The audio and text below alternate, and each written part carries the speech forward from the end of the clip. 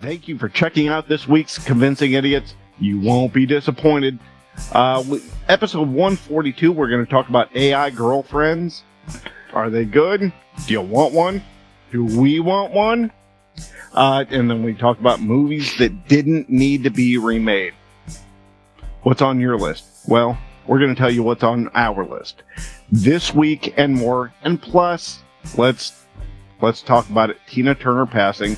We're going to give our respect to her. So, for episode 142, boys and girls, turn around, look around.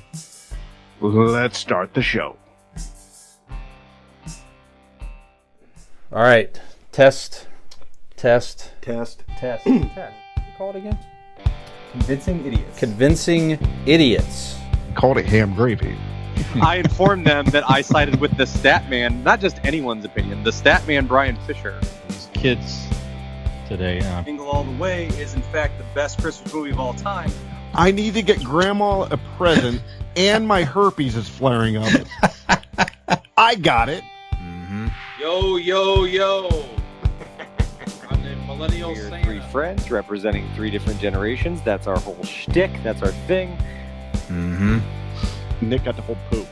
Mm-hmm. I'm standing in the sea Awesome. breeze, holding a turd, just mightily. I'm just going hitting hats. Anyway, on a lighter note, And welcome to the podcast. Welcome to the vodcast. Welcome to the broadcast. Boys and girls, welcome to the show. This is Convincing Idiots. My name's Dean, the Zennial. I'm Brian Gen X. And my name is Nick, and I'm a millennial. And if this is your first time joining us, we welcome you. We are Convincing Idiots, a weekly podcast consisting of three friends representing three different generations, talking about all things nerd and pop culture related, and things of the day, topics that you might find is interesting. All we know is we find them interesting. So if you have not already done so, we invite you to do something interesting yourself and like us, follow us, subscribe, rate, review, all of those things. Donate your money to us. You can do all of these things. That's the most important thing. So much more. He needs a new headset. That's right. As you can see, things are a little tight on the Who wants Convincing to Idiots buy me a new budget fucking right now. headset? That's right. If you're watching on YouTube or on Facebook, you will see the disheveled circumstances in which we are forced to work each and every week. That's right. We can't have nice things. So please, like I said, go find us on all your favorite social media accounts.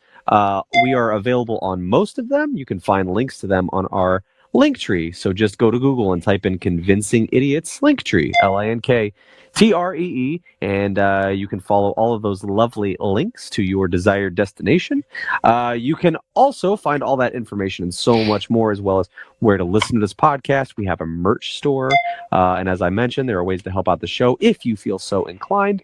You can find Don't all just of hear us, that. wear us. That's right. You can find all of that on our website. That's convincingidiots.wordpress.com. And if those two options just aren't enough, Gen Xer, Zennial, Millennial action for you, well, then you need to head on over to Boss Code Media. Find us on Boss Code TV. It is an app on your smartphone or your smart device. Our friends over at Boss Code Media have been kind enough to feature ourselves as well as our friends from It Came From Gen X on their platform. It is a application with a lot of originally created content creator content. That was the most That's redundant way possible to say that. A lot of words. It's a lot of content creator driven original stuff for you to watch and listen to on Boss Code Media. So please, for this all-star ad read and so much more, head on over to Boss Code Media and find us on there as well. You did well, son. You did well. Thank you. Appreciate that. Recovered. Fumbled it. Oh, fumbled it. Fully dropped it. Picked You got it up it back. and kept You on got it running. back. Kept on running.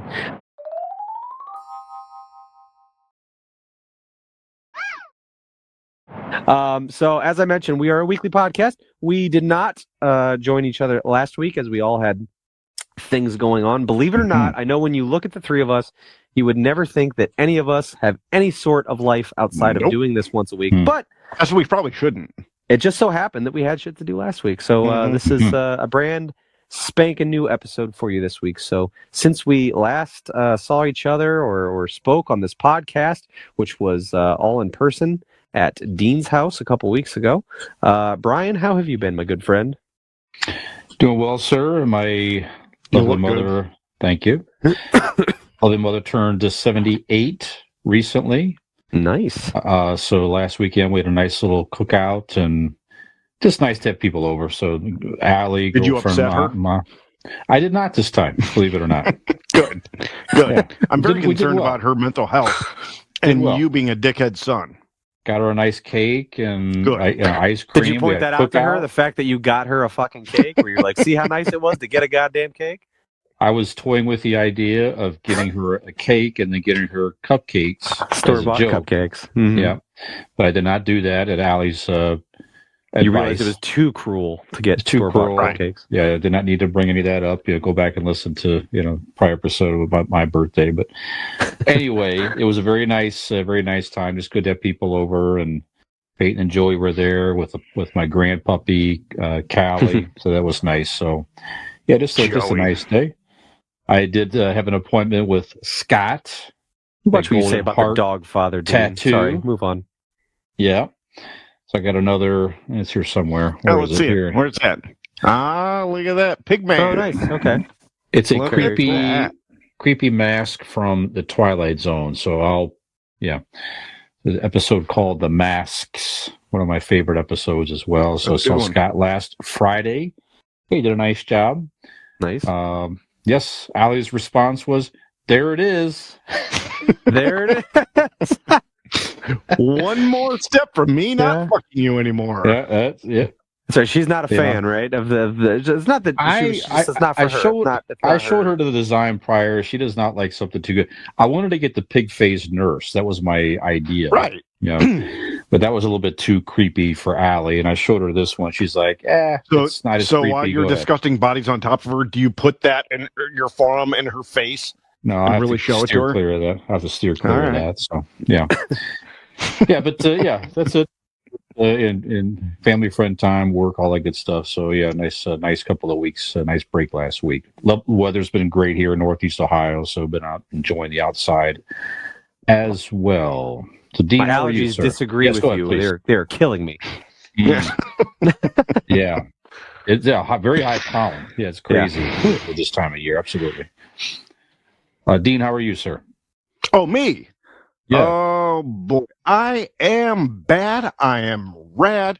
I am like sex while you're camping. I am fucking intense. Boys, let me tell you. You just make that up?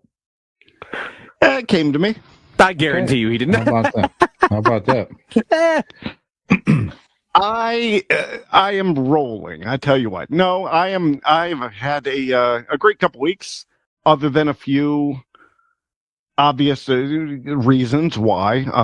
I tell you that my girlfriend Megan, her grandmother passed, and so we had to go to the funeral. That's why I wasn't here last weekend. It was beautiful ceremony, not ceremony. What do you call it? Service. Service. It was a beautiful service for a beautiful woman. It was very somber, but still, celebration of life. No, it was yeah. All right. Yeah. So, other than getting into the sappy stuff, she was a beautiful woman, a great person. She'll be missed. So, but that's why I wasn't here. Other than that, life's rolling. We got baseball, softball, and all of that. So, and now we're here. Nice, very good. Does Nora play softball? Yeah, she started softball. Okay, cool. Yeah. Oh, nice. How's she liking it? And I got new glasses, like nice. Actual, not just readers, but glasses. So that'll go great at some point when you get your new headphones. Go with your new glasses. That's right. That's right. One at a time, boys. One at a time. One ear at a time. You're gonna get the ear replaced on it. The whole set's not bad. I don't need a new set. No, actually, Nora's doing great.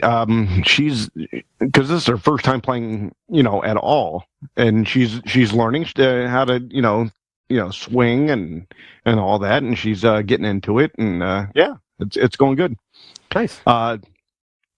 Yesterday, Carter had his best game.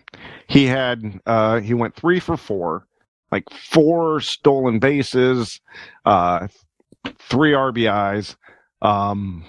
And on the one that he didn't get a hit, in baseball, if you swing on your third strike and the catcher misses it, you can run to the first base, right? So on an error, he runs to first base on the third strike, and the catcher misses, off throws it. He gets to first, he gets to third, he gets a fucking home run off of a strikeout. Oh, nice. Oh, nice. Heads up. Yeah, Sweet. Heads up. Good for him. yeah. So he had a hell of a game. It was pretty awesome. Nice. So that's what's happening in my neck of the woods. Nikolai. Yes, sir. We just got back from Kansas City, Missouri. Lane's Destination Imagination group, I think, as I've mentioned on past episodes, advanced from regionals to states and from states and got the opportunity to go to globals. So we weren't really quite sure what to expect, but we were there for 4 days, 3 nights. And it was at the Kansas City Convention Center, downtown Kansas City. Just incredible experience all the way around. The sleeping to and from was not the most incredible on a charter bus, driving overnight, but other than that, everything was awesome, man. It was really cool. The kids did an incredible job. Pardon me, allergies or whatever's happening. But the kids did an incredible job, man. They performed their skit that they've been working on and stuff like that. That's right, yeah. It was this nice little pod of COVID just swarming around. No, I mean, it was incredible. There were kids from all over the world. There was like over 20 different countries represented, and different states from all over the country were there. Just incredible. The kids did great. They had a blast. There's so much to talk about. I'm just trying to I don't want to take up too much time, but just kind of running it down. The food was incredible. Kansas City apparently is known for their barbecue, and I had some delicious barbecue, awesome. As well as I think every meal. That was going to be my question. Fantastic. Yeah, we ate at a place called Burnt End. That was really good. Burnt End barbecue, fucking delicious. Had good that was local actually brews. Brian's nickname in high school. Burn End. Yeah. Had some good local brews down there from Kansas City. Really cool thing. There was inside of our hotel, we had a bar, a restaurant and bar inside there. Found out a couple nights in, apparently, as long as you're staying at the Sheraton there, you can take that beer anywhere with you, and you can take the beer back to your room. You can go to the pool with it anywhere on the premises. You can take the beer with you. So beers up to the room at night, and beers to the pool. There you go. That was cool. Beers everywhere. It was awesome. But that was one of the cool perks for sure. Really nice where we stayed. Downtown Kansas City. Kansas City was beautiful, very clean city. Really nice. There's a free public streetcar that runs you up and down the main drag. So everywhere we needed to go, we could just take the streetcar and get off on whatever stop we wanted. Really cool, beautiful weather while we were there. And the big thing about DI, so the kids did really well. They placed, this is their first year going to globals, and they're an elementary grade or an elementary level team. They placed 11th, so it was kind of middle of the pack for their age that's group. Pretty goddamn good. Yeah, they did really well. Their performance was immaculate. All the practice and hard work that they've done for the last however many months it's been has definitely paid off. They had it down to a fine science. So very proud of all of them. Their team name was the Fuzzy Spiders. So congratulations to them.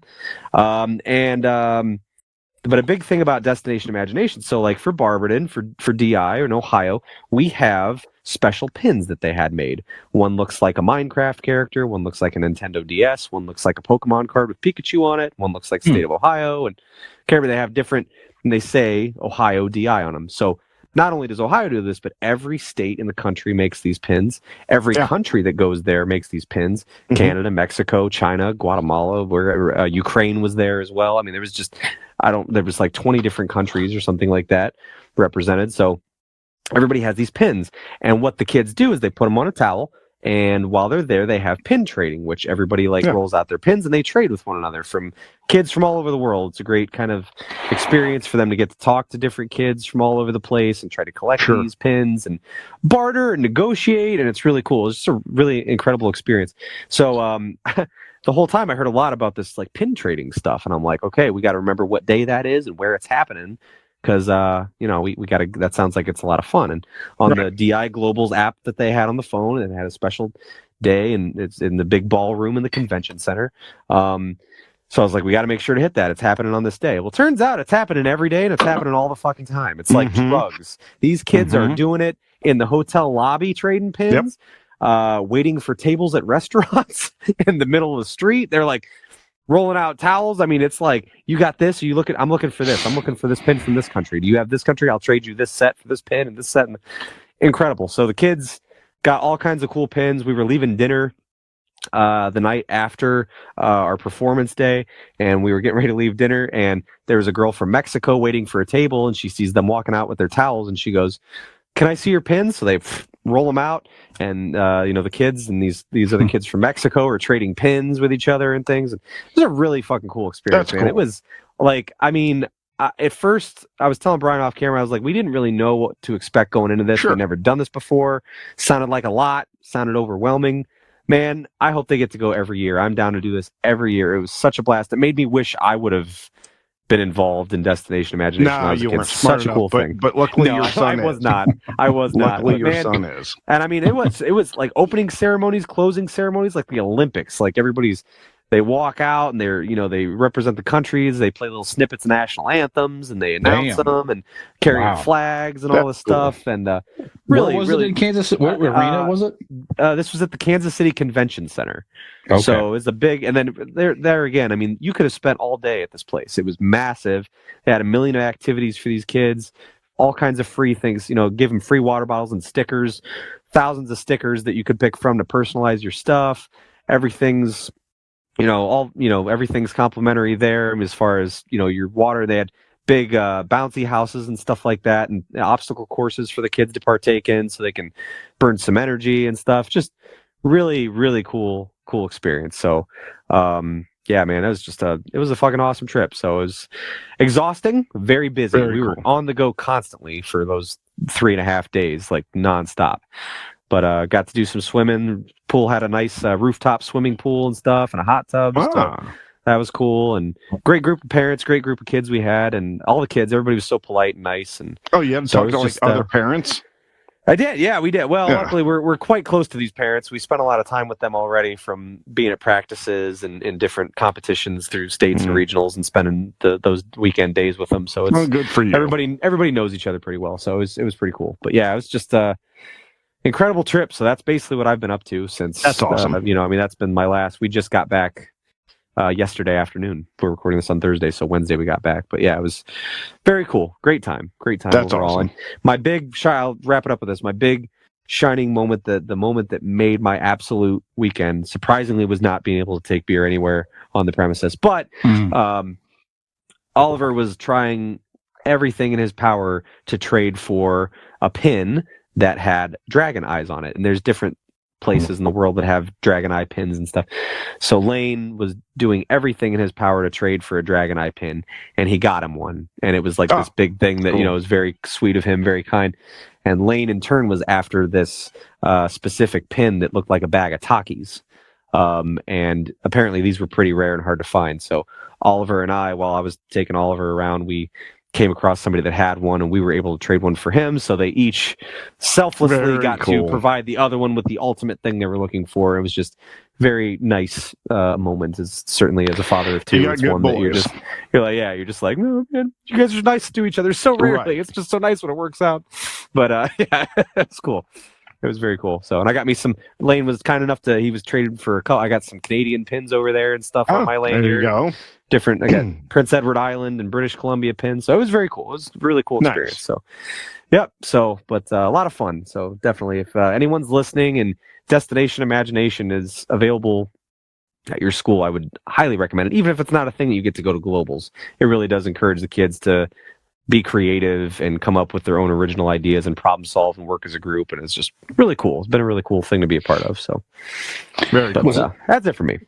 Was it intimidating, Nick, to be around a bunch of smart people? A little bit. It was, I always have subscribed to the fake it till you make it thing, much like we do with this podcast, right? Just kind of, fake my way through it until I seem like I belong. Sure. But, yeah. Okay. All right. Can I tell one quick story? Yes. All right. So, Was this what happened before while you were late? no, we're not going to tell that story. Okay. All right. So, Does this also wait. involve a blue pill, or is this 8-minute limit. No. By the way, Nick has an 8-minute limit there as well, similar to the kids. I appreciate you giving me that much time. For how many reps? 8 minutes. No shit, right? Mm-hmm. All right. So, Megan's grandmother, Gigi, we were having the funeral. It's a Catholic funeral, so I didn't know what to expect. So Short service. no, it wasn't. It was actually wasn't as long as you'd think. It was Okay. actually very, very nice. I would say a decent time. All right, so here we are. The casket is draped with I don't want to say blanket, but it's like a thing over it, right? A It's veil, got the casket, sorta? yeah, something. It's like along those lines. not to be disrespectful, it's like a tablecloth. They put Yes. something on it. That Yes, it looks like a exactly. tablecloth. It's not. It has a cross on Exactly. it usually, and it's So, Okay. Gotcha. It at the actual service in the church itself, it's the casket's closed and it's draped over. Everybody's reading passages and talking, and the the priest is up there talking. Beautiful ceremony, service. Sorry, it's quite well done, right? So Mm-hmm. they have the crucifix, which was the Gigi, who is the woman in the casket. It is her grandmother's crucifix, and they have it sitting on top of the casket. And the two ladies that are part of the funeral home go up and try to turn the casket to get it to start facing so we move, and the crucifix slips and falls off in the middle of the service and falls down onto the ground. And gentlemen, let me tell you, I have heard a lot of different and fun comedy in my life, but I will tell you this: I have never heard such brilliant and spot on comic timing than the old man sitting behind me. When the crucifix hit the floor, he goes, "Jesus Christ!" and it took everything inside me to not laugh. And Megan's looking at me, not of anger, because she knows that I want to laugh. So she's looking at me, trying to egg it on. I'm like, nope, not looking at you, not looking at you. But the moment it hit the ground, the old man behind me, Jesus Christ, the inflection and the timing was brilliant. And then the woman comes over and picks it up and puts it back on, and Jesus's arm is still dug into the carpet. Oh no. Yeah. Mm. So, but yeah, that and again, we got to later, everybody got to talk, and it was something that everybody got to just kind of, I don't know. It's something like, when does this ever happen? Right. Mm. So everybody got to it was lighthearted and stuff, and they're going to fix it and send it back. But yeah, I have never heard in my life such brilliant comedic timing than that old man behind me. I didn't even need to look back behind me to see who did it. I just know that he was spot on. Peace be with you, and let's give Jesus a hand as well. That's right. Thank you. That's right. And an arm, because he needs Drive it. safely. Yeah, thank you. Drive safely. All right. Well, yep. Good stuff here, guys. Well, it's been a couple weeks since we've been out. Yep. Have you watched or seen or heard anything you wish to recommend in our idiot reviews? Nick, let me start with you, sir. Yeah, so I'll make it brief because I haven't had a lot of time recently, but I did watch would have been last week in between our trip and stuff like that. I watched a movie. I don't remember how I came across this. I think someone on Twitter was talking about it or whatever. It was one of these threads. It was like, what's a horror movie that everybody should see? And somebody posted this picture and they put The Ritual. I don't know if either of you ever seen it or heard of it. No. So I, immediately put it in my IMDb. It was a 2017 horror movie that was a Netflix film. So I was like, okay, because I don't watch a lot of horror movies. I don't usually enjoy them. I don't find them to be good. It's typically like all the good stuff that looks creepy or scary is already in the trailer and you've seen it, and the rest is filler. So I don't typically see like many horror movies that I like. So I'm like, okay, somebody on Twitter has said this random ass movie, so I'm going to watch it. And I watched it last week, and it was I would say Blair Witch Project-esque. Like it was. Oh, Jace. Yeah, I mean, like it was kind of the plot is basically a group of friends. I believe they're English or whatever. Get together to go on a trip. These guys get together and take trips together. They go hiking or they go on an adventure to some country somewhere, and they decide to go hiking in like Sweden or something like that. And essentially what it is there's this one guy, they've lost a friend. This guy feels like maybe he could have done something to save him, and he's been living with this guilt. This trip is taking place a few years after his friend is kind of murdered in this stick up in a convenience store gone wrong, and he feels horrible that he didn't do enough to try to save his life or intervene. He's kind of living with this guilt. And anyway, whilst in the woods, they get turned around. They try to take a shortcut. One guy gets hurt, so they want to make the trip faster. They try to go through this wooded area, and they come across this weird cabin, which they find some weird shit going on there. Yeah, cabin in the woods meets Blair Witch. Yeah. So anyway, without giving anything away, because I don't know if either of you want to watch this movie. Brian, I know, is a pretty big horror fan anyway, so it might be something worth your time. And if you so choose to watch it, you can tell me what you thought. I did think that the creature or monster or whatever you want to call it in this film was, spoiler alert, original, very interesting. Looking, definitely some creepy scenes in the way that it's first teased and things like that. At the end of it all, though, it was fine. Like, I certainly wasn't mad I spent time on it, but once again, it kind of felt like it ended rather abruptly, and I was like, okay, still had some questions about the whole fucking thing and its existence. So I don't know if this is a recommendation. It's probably not a glowing one to make you go run out and just watch what it, you watched. Like I said, I don't watch a lot of horror movies. I don't find them all usually that entertaining or that, certainly never like scary. But this one was fine for what it was. Maybe if someone out there is a bigger horror movie buff than me can shed some light on that or tell me if it was better than what I thought it was. But it was fine. Like I said, I wasn't upset that I spent time on it. It was interesting. It had its good moments, and but ultimately it was kind of run of the mill for me. But The Ritual, like I said, made in 2017. It's a Netflix original, so it's on Netflix for you to watch anytime. But that's the only thing that I can really think of that I've seen new in the last couple weeks. So I'll throw it to you guys. That's actually what you just described there, Nick. I think that's the exact same review that Dean received prior to the episode tonight.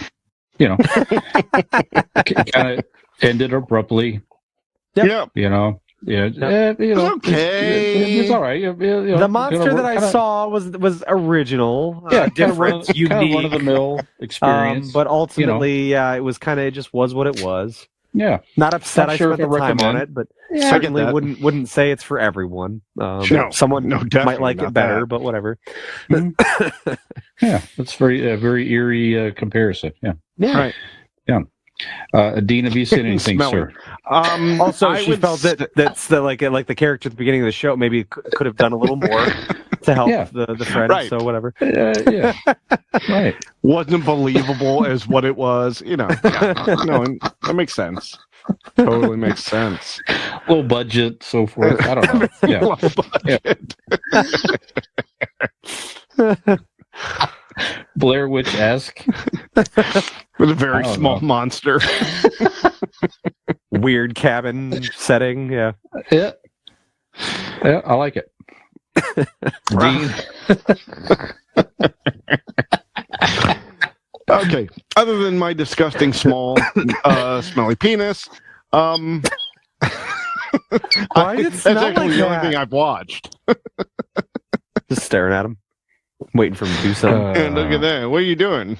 Why do you 42, smell he so doesn't do much. goddamn weird? So stop putting me in peanut butter and you'd find out. No, honestly, with everything that's going on, I haven't got to see much, but what I did see, and I will continue to recommend, I know this, actually, probably when you're hearing this, the last episode of the season, third season, maybe the series, at least in this incarnation, Ted Lasso has happened. I'm still behind. I still have like a few episodes left. I'm a little behind too. Every time I watch it, Jesus, it's so fucking good. I just watched the episode. I don't want to give anything away, but there is a guy who has a secret that gets put out there. Nick, do you understand what I'm saying? Oh, when I said I'm behind, I'm on the 5th episode of season 1. Oh, Jesus. Yeah. Okay. Then you have no clue. Okay. Yes, it is just, it tugs at not the perfect fucking Penis heartstrings. strings. Oh. Yeah. Well, you do that actually. No, I cannot recommend Ted Lasso enough. If you have Apple Plus TV, if you don't, fucking download it, get it for a month. It is bingeable, very bingeable. Once you start, you won't stop. Start early in the night because you won't want to stop. It's, excuse me, the best show on TV in my opinion. So that's what I have. All right. I got a few things here, guys. The Diplomat on Netflix. This is again did I talk about this already? You did last week. Okay, so I'll skip ahead. Did I talk about Scream 7? No. I mean, you can still bring it up. I mean, I'll mention it again. So Diplomat, Yeah. it's season 1. They just announced season 2. It very good, like a political drama. Woman is married to an ex-ambassador. She's named the ambassador of the United Kingdom, and then things happen. And yeah, I won't give any spoilers or anything like that. But very good political intrigue, adult content. The lady is, I can't think of her name right now. She's also the lead actress in Cocaine Bear. Can't think of her now. I'll look her up here, but very, very good, solid, like 8 episodes. If you like political shows, you'll definitely enjoy this. I think I rented Scream 7, Dean. I think you already saw this here with Jenna Ortega. This is the newest Scream movie that was out I went to the last theater year. to see it. Yeah. Yeah, I rented it for 99 want my, cents. Children. Recommendation: go back in the archives and Yeah, it's actually good. It fits all the, if you like the Scream movies, you will like this well enough. It fits all the formula of the formulas. that was rather, pretty of much the, my idea of it. yeah. But Carrie it's fun Russell. again. Carrie Russell is the lead actress. Thank you. And the Yeah, she's Diplomat. terrific in it. So good. So good. White House Plumbers. This is a newer series on Is that out? HBO Max. Yes. 3 Okay, episodes. I saw the previews. I didn't know it was out yet. That look, Yes. I want to watch that. Woody Harrelson. This is sort of a retelling of the Watergate scandal, the Nixon Watergate scandal. A lot of good actors. I should look. The guy that plays G. Gordon Liddy, fabulous. The dude that was the killer on The Patient, he is in this as a White House That guy's employee. awesome. Yeah. Anyway, just solid acting, very interesting take. and again, I think I'd mentioned this previous episodes of ours, but Woody Harrelson's father was involved in like shit like that. So I'm not sure. I'm not 100% sure, but he could be playing his father. Okay. Woody Harrelson's father was a kind of a low-level thug. Like some people, I don't think he's playing his father, but still, yeah, I get what you're saying. There's different conspiracy theories that put Woody Harrelson's father at the JFK assassination because he was like in that group of people like that. So it wouldn't it wouldn't surprise me if he would be involved in that that break into Watergate. Okay, very good. But yeah, it definitely very entertaining. Air. This is on Amazon how was Prime. That? Yeah, how was super that? good, so good, and I highly recommend it. So this is the story. Matt Damon and Ben Affleck. Matt Damon plays the guy who was able to sign Michael Jordan to Nike. Ben Affleck plays Phil Knight, but Matt Damon he's the main star here, and all based on true events. Certainly, the guy bypassed the agent, talked to Jordan's parents, and was able to. I mean, obviously, what happened. He was able to secure the deal with the Air Jordan shoe. So good, and the 80s nostalgia is just absolutely rampant in this movie with, as you might imagine, is with the hairstyles and the music and the clothes and everything else. So it's very entertaining. It's on Amazon Prime now for free. Anywhere in that movie do you hear "I wanna sex you up"? I don't think so. Not that one. Oh. No. You might have been out. playing it. Yeah, you might have been playing that earlier. Maybe that's why it's in your head. And last evening I watched. It's actually not "I want to sex you up." Oops, I sexed you up. Oops, I did it again. Maybe I tricked you again. Shazam 2 is now also on streaming on HBO Max. When you said that, my heart skipped a beat. I was like, they made a second one?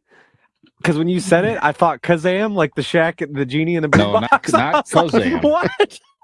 Not Kazam. Holy shit! Whoa! Yeah, that's in the Shazam.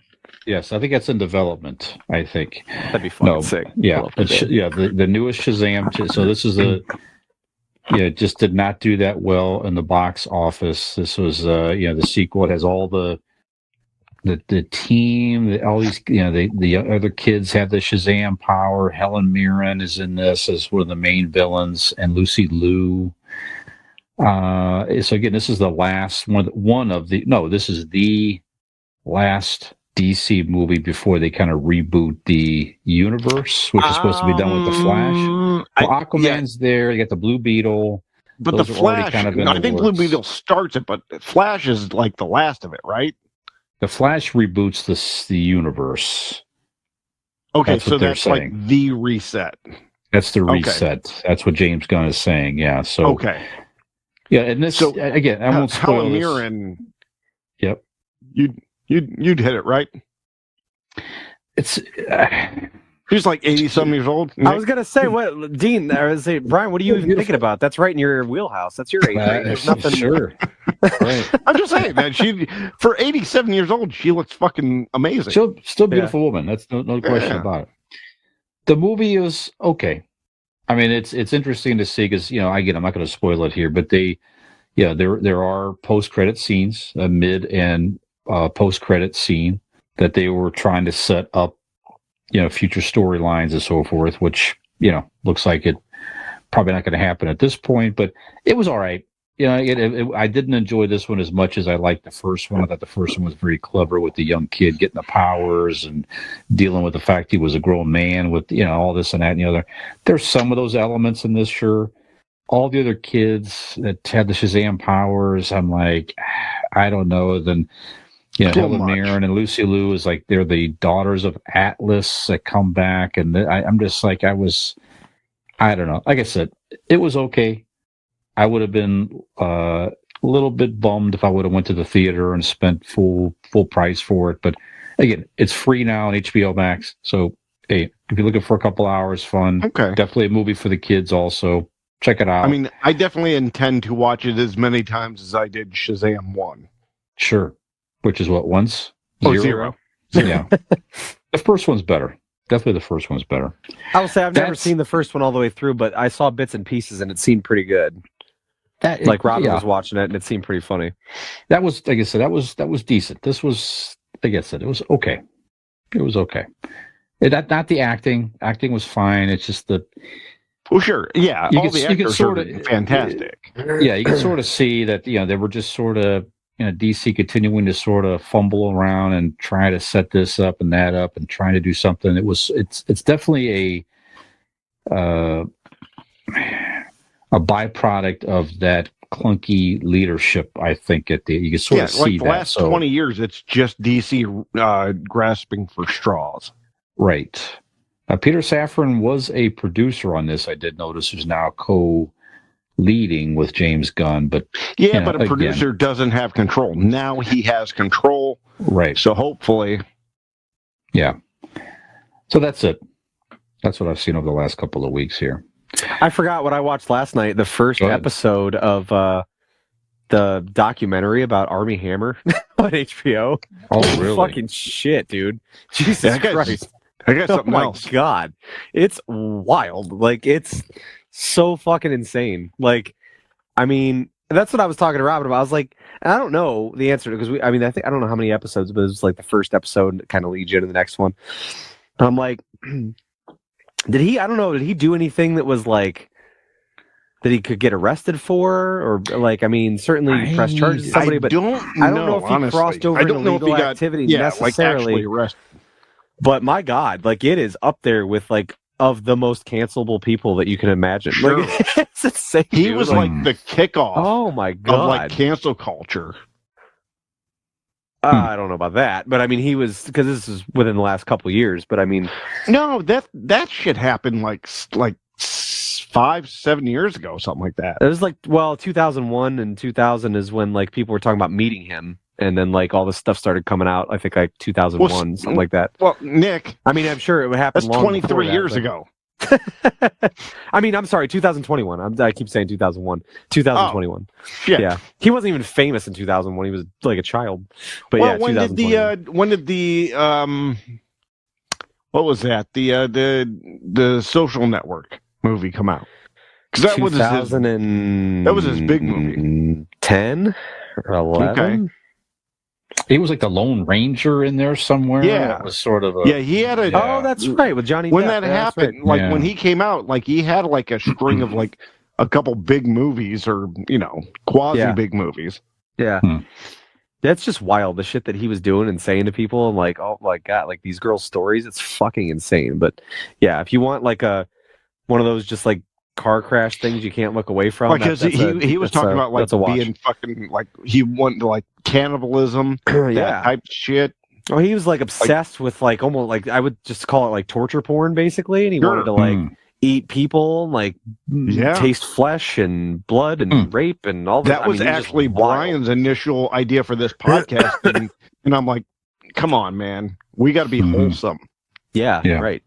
Mhm. A podcast for the masses. Right. Yes. Yes. Right. Okay. Well, if you have a taste for more, If this We're isn't gonna- enough torture porn for you, we'll be back That's for another right. segment. that's right. We're going to take a little bit of a break here, and we're going to come back with some pop culture headlines in our Ask an Idiot segment this evening. More AI stuff. AI is running, all these stories are running rampant in pop culture Just and kill social us all at media this point. news. So we're going to talk more about AI and more movie topics tonight in our main segment. So stick around for that. So we'll be right back after the break.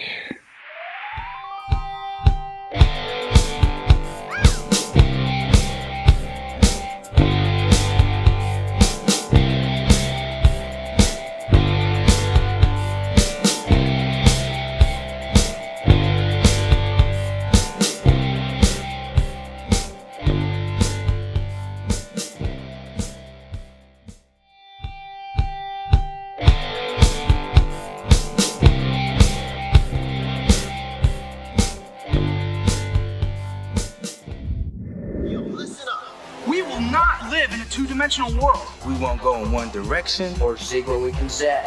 We will walk through walls. We will take a look around us. We will not be confined. We believe in the path of least limits. We won't be told how to view the world. We will experience true freedom. We will not compromise. We will live the game through our hands. We will be in control of something. We will change the system.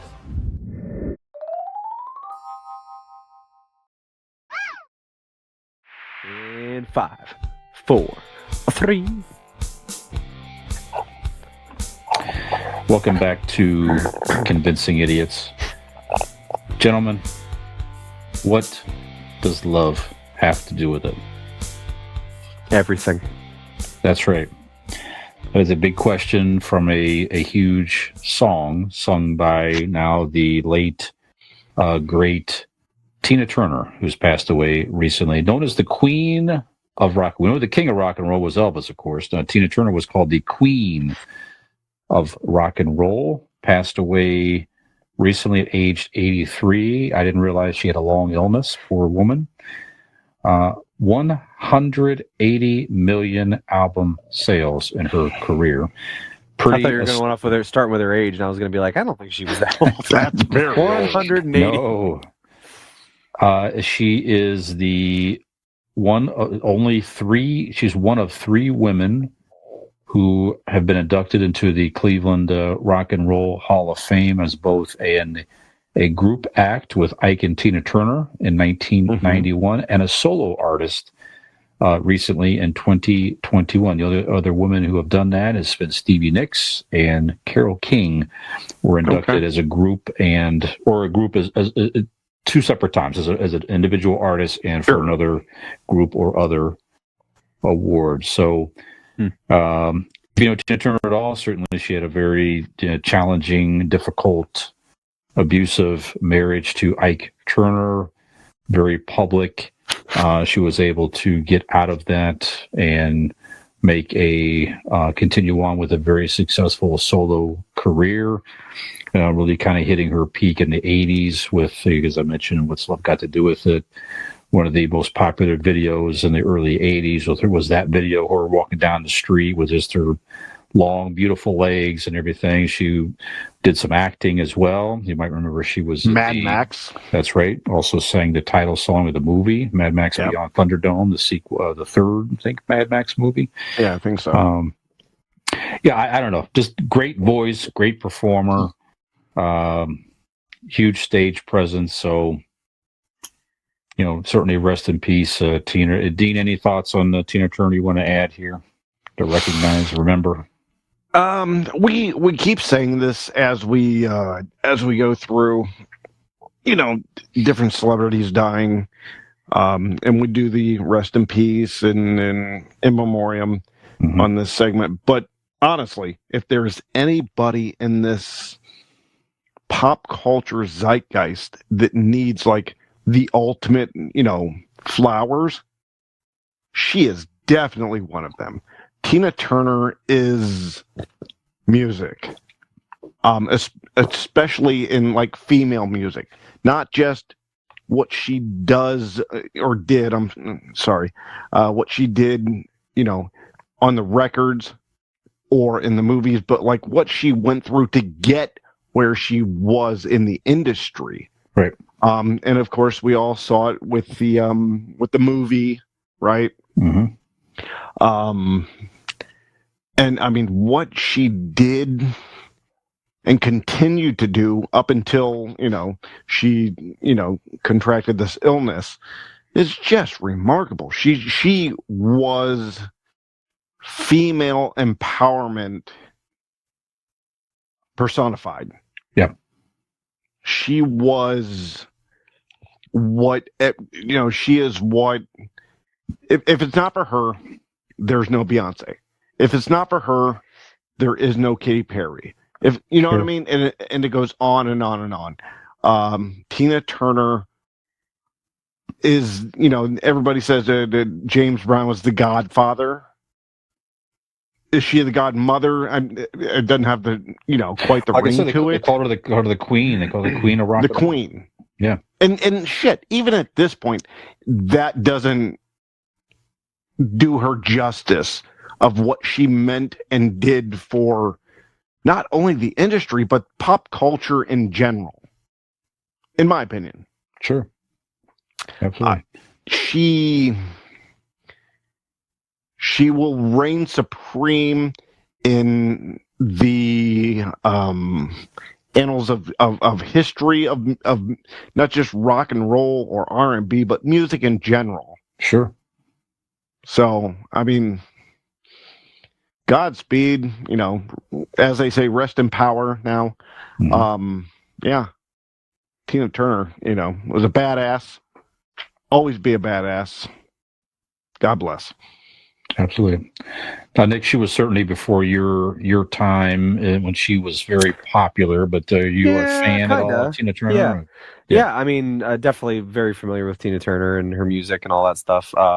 You guys covered all the bases pretty well. I don't know what more to add, but and certainly put it more eloquently than I'm about to, but just what a fucking legend. Like, seriously, just, there you go. I mean, truly legendary. Absolutely. Timeless. No, that's somebody a proper response. that'll go down forever in history as just being a legend and being a force. And so, just incredible. It seemed like, I mean, certainly many degrees from absolutely, knowing or having any idea of who Tina Turner was on a personal level. I obviously don't know her. None of us did, but she seemed like a very pleasant person. Every time We'd you all ever be saw very surprised if any of us made that revelation. Yeah, you guys never knew that I used to hang out with Tina Turner. Have I not mentioned that on the podcast? But yeah, she just always seemed very pleasant, very warm, and just, I don't know, she just what a beautiful soul, I think, she seemed like. So absolutely, just truly legendary. So rest in peace, Tina Turner. Absolutely. Like you say, definitely inspirational in many ways. If even, I'm sure plenty of ladies, even not necessarily musically, but just the fact that she overcame such a terrible abusive relationship, got out of it, persevered in her life and put that behind her and was able to achieve success in life. That in itself, Absolutely. I'm sure was inspirational to a lot of women and people who might have been in a similar situation. For sure. All right. Definitely rest in peace. But you have that one, first, the one scene in the movie where her and Ike are in the limousine and she's just kicking the shit out of him. Yeah.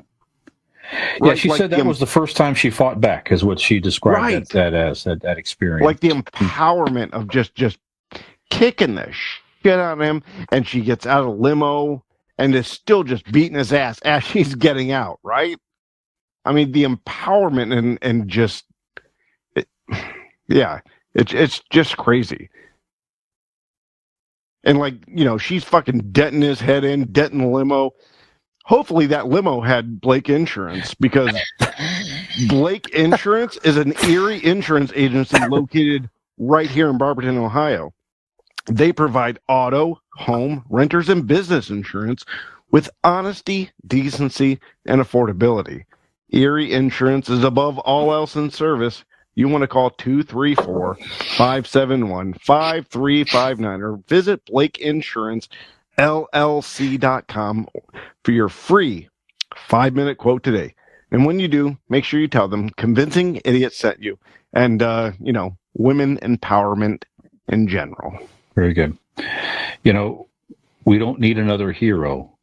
All we need is Aaron Blake. That's right. How about that? That's right. Nicely done. Yeah, you can use that, Aaron, if you wish. Yeah. Take that one for free. That's for free. Yeah, absolutely.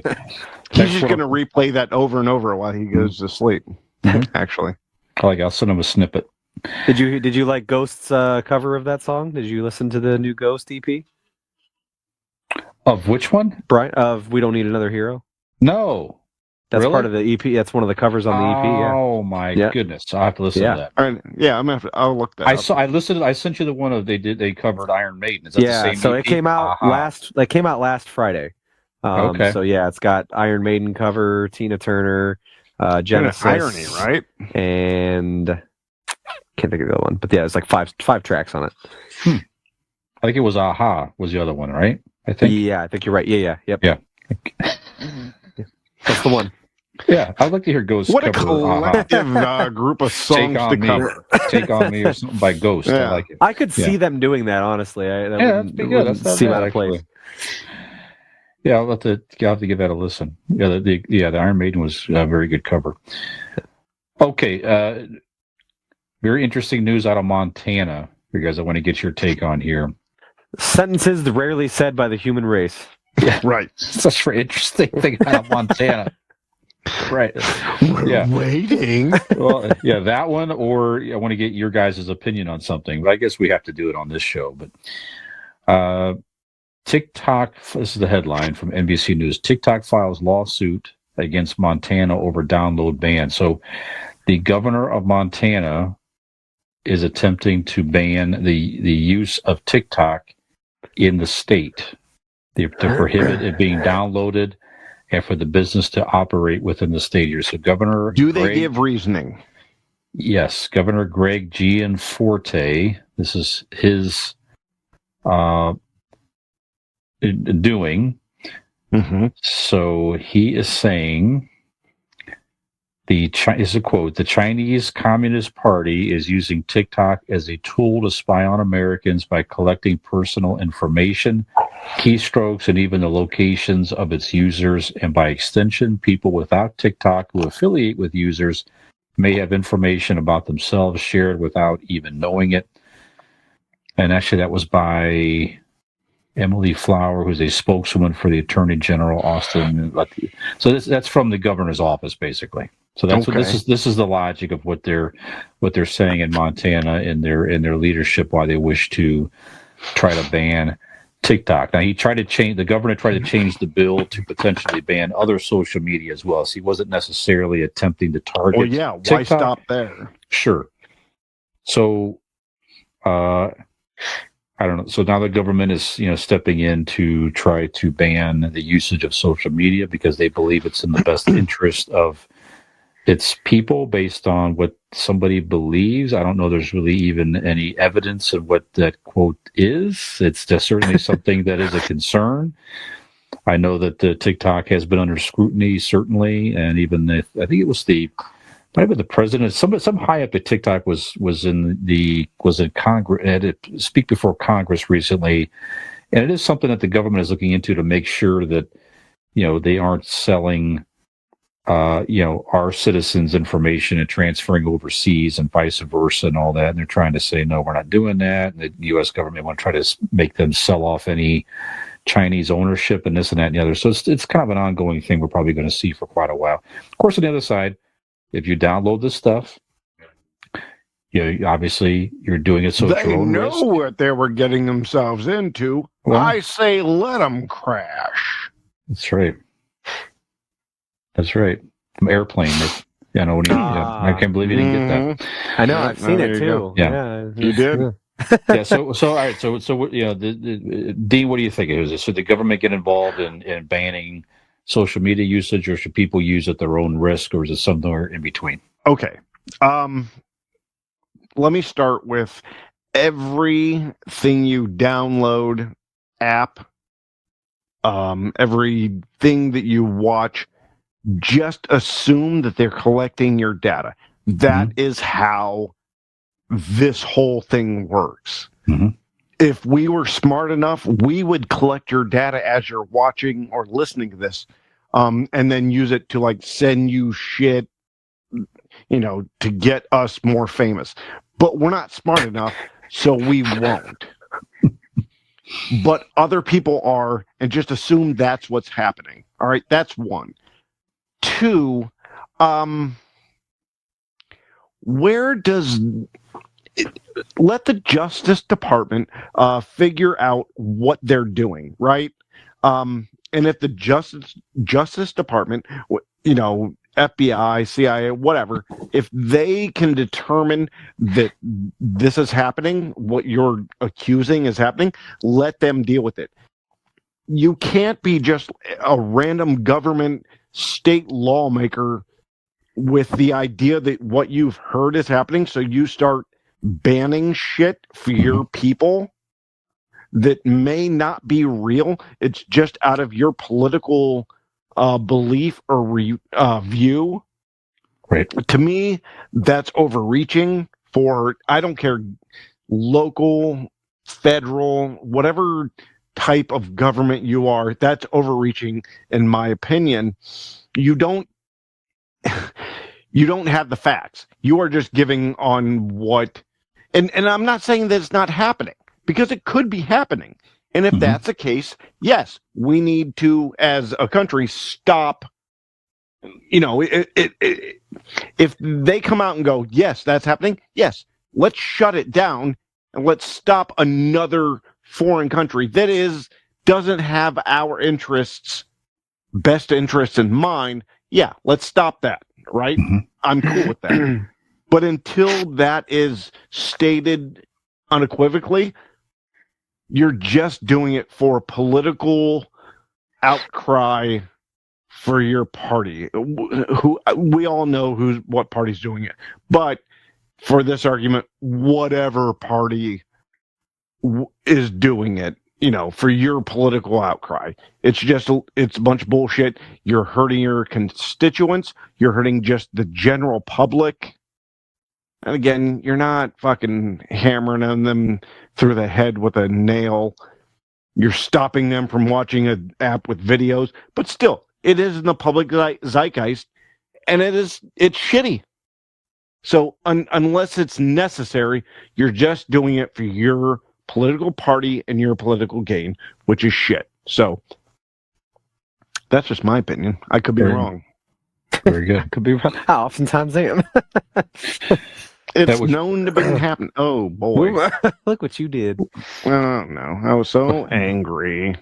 And by the way, the convincing idiots drinking word of this podcast is zeitgeist. I was just thinking that. I was like, that's like the third or second reference of zeitgeist. Yeah, multiple times in the same podcast. It's the hot. It's the hot word tonight. It is. So, Nick, what do you think about all this? Tell us what the zeitgeist is telling you. I don't know. I think it's funny. Like it's just like, like you're willingly. They're not taking anything from you. You're not giving them. Like Dean alluded to. Like he said, you stay off. You're giving it to them. You need to agree to terms when you download the shit. Right. So why are you banning something that people are agreeing to? It's just dumb. And at the end of the day, it's a fucking, like Dean said, I mean, it's your data. All these things are collecting your fucking data. Regardless of what country it's coming from. So I don't know if you want to center it around whatever, if xenophobia or whatever. I don't know what the thing is, but why are you banning a social media thing that is literally asking for your permission to the stuff that they say they're going to take, and then they take it, and then you go, well, hey, now wait a minute. I mean, it's just stupid. You want to ban something? How about ban something with meaningful change? Ban fucking assault rifles. You could actually make, meaningful change with that. I mean, it's just fucking, it's dumb. You want to ban fucking TikTok? How about don't be a dumbass? If you don't want your shit out there, then don't give it up to everybody. It's like if you don't want Jeff Bezos to have all your information, don't post something every time you take a fucking shit. It's just stupid. You're not a slave to anything but your own idiocy. Stop being a moron. You've heard here Nick saying Jeff Bezos has a poop fetish. It's just silly. It's such a weird. If you told people a generation before us the types of issues that you couldn't even explain it to people because it's just so. Well, first of all, they had never had anything like this, but it's just so ridiculous. I think a lot of times priorities are so screwed up. Like I said, I don't think, and if TikTok's collecting your data and spying on you, then fucking delete the app or don't use it. Go find videos on Instagram Reels or I don't know. What do you watch TV like a caveman like people used to do in the yesterday? I don't know.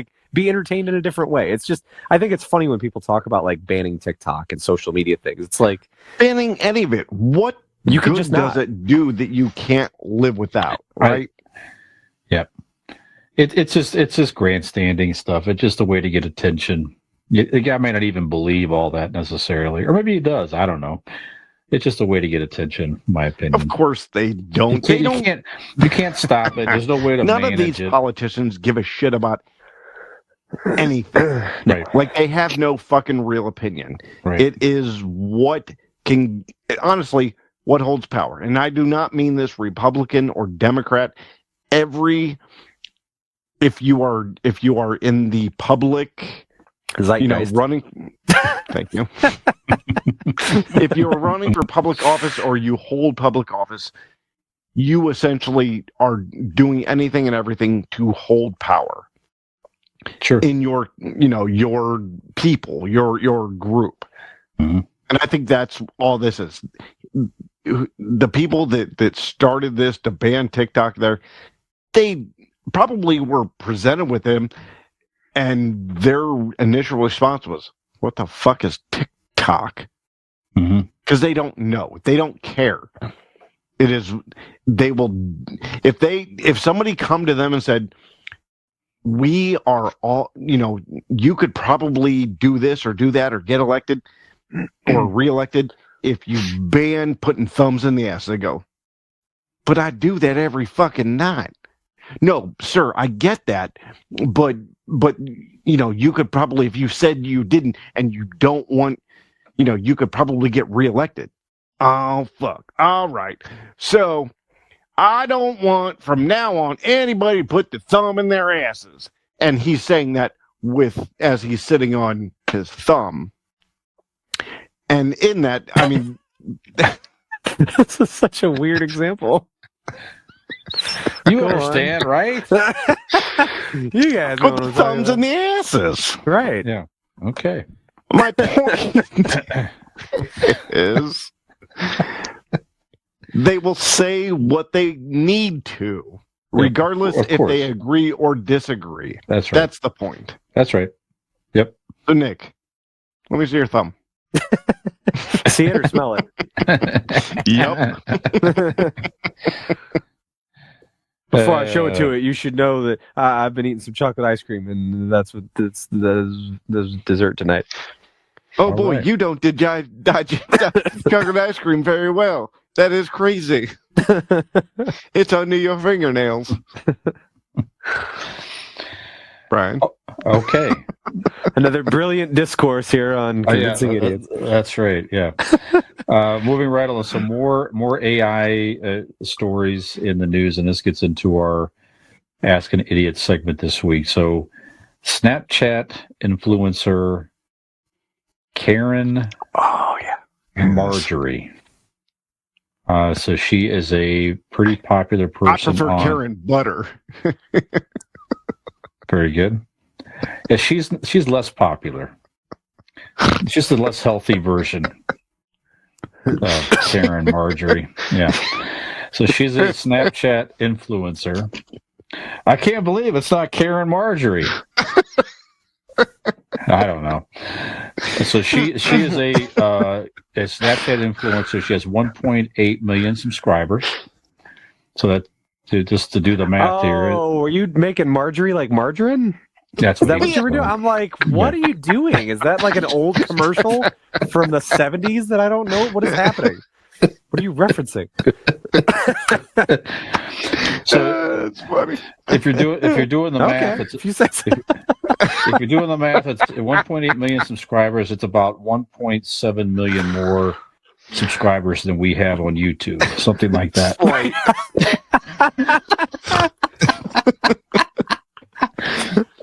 She'll make your earnings card. We'll make your gift card. It was Thank close. you for watching. If you're watching, we appreciate it. Thank you.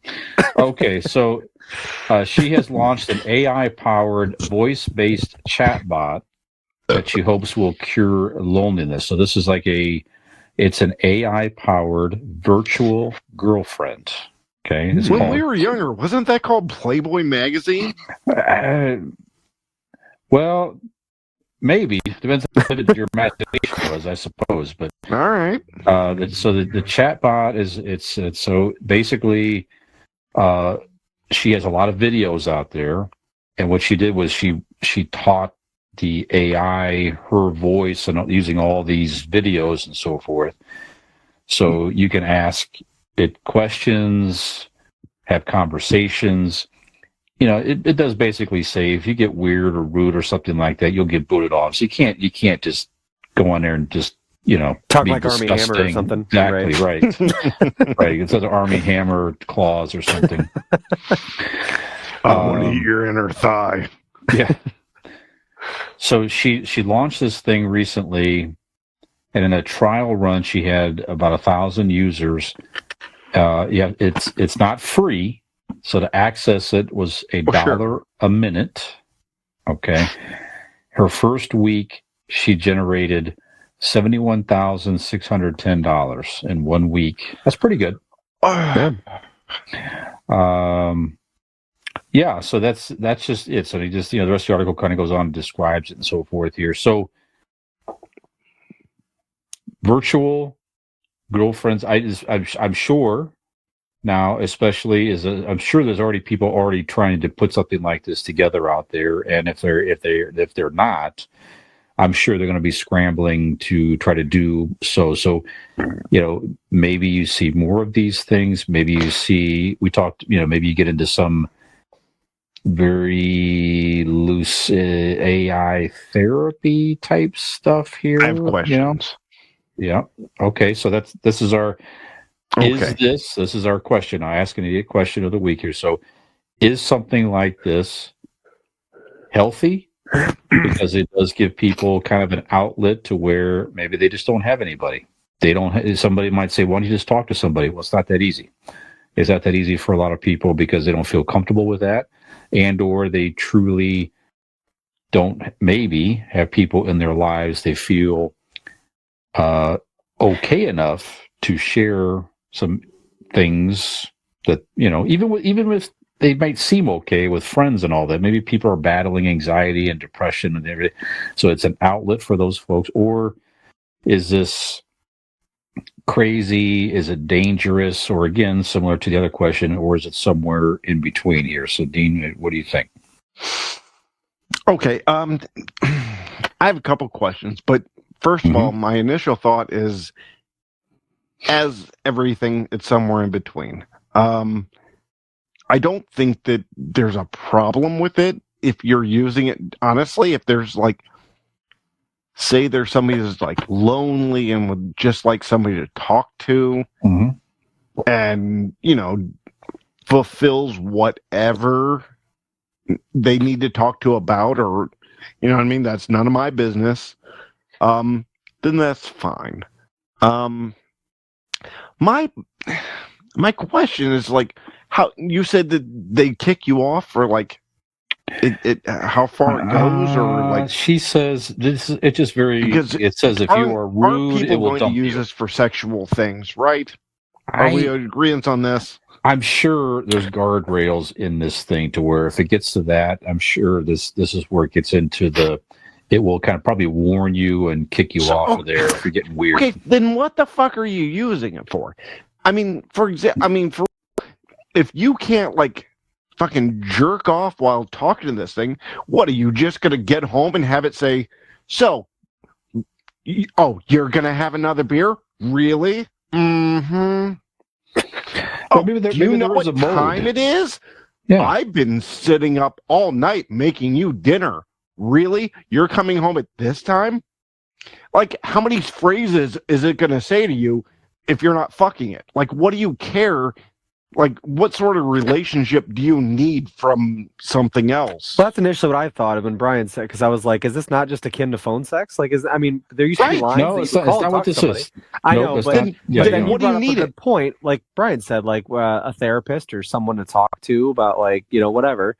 I mean, if AI has the ability to take off, to talk about, I'm just saying, you think therapists don't navigate the things you're telling them by stuff that they've learned on how to handle emotion and things like that? Why wouldn't it be able to give you similar things? It's the only difference is that it's not coming from an actual living, breathing person, but couldn't it tell you similar things that a living, breathing person could to make you feel better? If that's what you need. Yeah. Okay, so it's for loneliness. It's battling loneliness. That's what they keep saying. It's battling loneliness. So the woman who started this, Brian, what was her job? She's an influencer right now. So it's not Like build. she did videos of what? Like, does it say what sort of videos she did? No, it does not. It just sounds like probably just. There's enough of her talking, you can splice together things and make her say anything. Exactly. I'm just saying is she knows what she's doing. She's not doing this, she's not a trained therapist. She's not. It's not advertised that way as professional. It's just someone to talk to. It's just someone to talk to. Like a friend, a person. Yes. That's what it is. She knows that people aren't going to use her. I'm assuming she doesn't sound like this. So, you know what I mean? So she knows what people are going to use her and her voice for.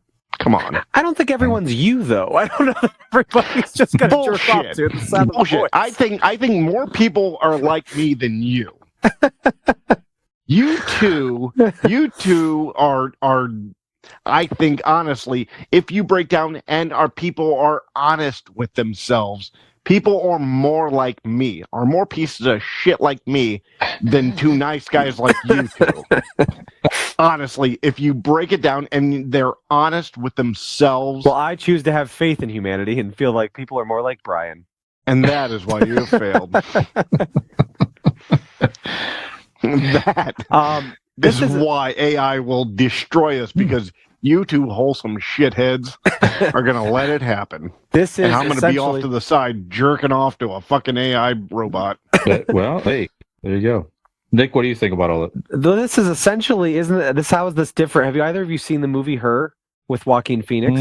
Mm-hmm. Brilliant, beautiful, but I know amazing fucking movie. Yes. And this is all Very this. That's scary. that's what it is. That's what is happening right now. That is what this. That's does he fuck the robot? That is he falls in love with his virtual assistant. Falls in love with his Siri or his Alexa or whatever. Does it become a sensual? No, it's relationship. I mean, it's an emotional connection. I don't know. Nothing there. And I'm not saying it doesn't. I'm not trying to make jokes right now. I haven't seen the movie, and I want to know it's not a robot. What's it's part of the spectrum? It's just a voice. Like in his, voice. He goes out into he's a very introvert. He's very married to his technology and his and living in this certain way. And he has nobody in his life. He's very lonely, just kind of an odd person, considered by most people. And he has this earpiece that it gets him out. He's going on dates. He goes and sits at dinner and talks to her, has conversations, in different things like that. I mean, he forms a relationship. He can't have a physical relationship with it because there's nothing physically. There was no sex bot to it. It's a personal assistant voice that speaks to him in all his wired connected things in his house. That's in an earpiece. That's on his computer. Wait a minute. Did you just describe? If Kit had a female voice, what Michael Knight would have been doing? Maybe. More or less, yeah. But that was a physical car. This is like I said, that movie. No, right. No, hold on. Who is trying to call me? All right, sorry. No, not really, because Kit was in the watch. Oh, that's right. Yeah, that's right. Yeah, Kit was not just the car. He was like Jarvis for Tony Stark. Yeah, essentially. Okay. Yeah, so, what in that movie, Her, was he Jarvis or was she Jarvis? So she had no body. She was just kind of just a voice. Okay. Just a voice that he and eventually just formed kind of this kind of fell in love with, and it was like this, this connection that he didn't have connection with people. There really was no one in his life to form any type of friendship, relationship, any type of meaningful connection. So this served as that for him. Okay. Yeah, I fucking love that movie. It's so good. You know what? I forgot about that. That was a good movie. I know I wanted to see it when it came out. Well, even then it was like, wow, this could really happen someday. But now it's like, you're right. It's here. Right. Now it's right here. Yeah, right. That movie came out, and I want to say 2011, 2012. It won awards or whatever it was when it was out. But I mean, now it's here we are. Flash forward in a decade, and we're here. Well, that's actually an interesting point as well.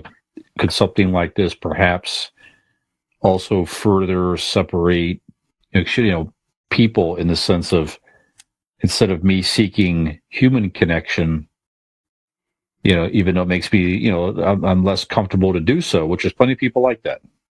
Sure. Yeah, am I going to be more relaxed to just focus on something like this? Because again, there's going to be more of these. And you guys are question busting about my balls about being like, the creeper, the sexual one. But look at all these, look in the same boat.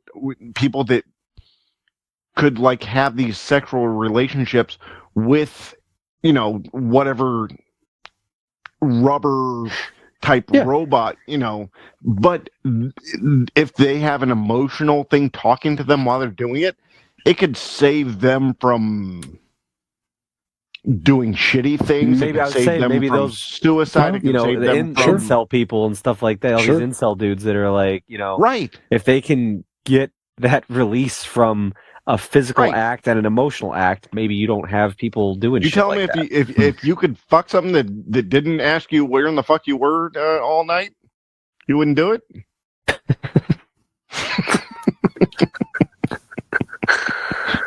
But it's very interesting because I don't really, at the end of the day, I feel like your happiness is completely subjective. If you can create happiness in your mind and believe it and feel it, then you're there. It doesn't matter if it's weird to the outside to people. It doesn't matter if it's not the way people have always done things traditionally. It's not, you know what I mean? You can, if you've just described everybody who listens to this podcast. That's right. Whatever your environment is, and if you can create happiness, even in a singular bubble, if you have happiness, you have happiness. If you're experiencing joy, you're experiencing joy. And if you're okay with your situation, is it odd to imagine? Yes, certainly. It's not typical. It's not normal. It's not the way humankind has gone in the past. However many, we've always been a social species and relied on each other. And I would like to see that continue, certainly. But simple as this, real quick, I will say this, Nick. People in like the 1300s, if you would tell them that we would be sitting in a movie theater watching a movie, would say the exact same thing what you just said. As of now, it's like crazy and impossible. Yeah. Right. Oh yeah. It's going to continue to evolve. But good points, Nick. Yeah, very good. Yeah. What do you think? Sorry. I'm with you. It could be just like you said, just like any of this type of technology. Did you hit mute after? I've been doing it if I get there in time, I try to mute it because you can't really cover it properly. So. No, it could be dangerous, but it could certainly. There will be some people, unfortunately, that will, instead of kind of challenging themselves and getting out and interacting with people and all that, they may fall more into being more of a recluse with some type of this technology, perhaps. Mm-hmm. That could have its, downsides as well. But on the other side, I tend to think more of, the people, again, that just they don't really have anybody, they don't really know where to turn. And if it's a relatively healthy outlet for people to feel connected to something, like I said, even if it's just something saying you're going to be okay, you're a good person, you're going to be fine, and if you nothing's telling me that. Well, maybe give you a Karen AI a chat or something. I don't know, but yeah. So there's definitely a lot of upsides to this as well. Will an AI bot make me late for the podcast? Maybe. With the help of some additional accessories, maybe. Yeah. You gotta pay extra for that shit. Incidentally, we are creating a Convincing Idiots chat AI, and we're using. Go back and listen to the episode "Hark the Horse Idiot Sing." So this is when Dean was sick, and his voice was very interesting at the time, very soothing and comforting. We're using that episode to train a Convincing Idiots chat AI bot to. Just to be someone to talk to and so forth. Yeah, so, I really want to meet the person who can come to listening to that voice. Mm-hmm. Yep.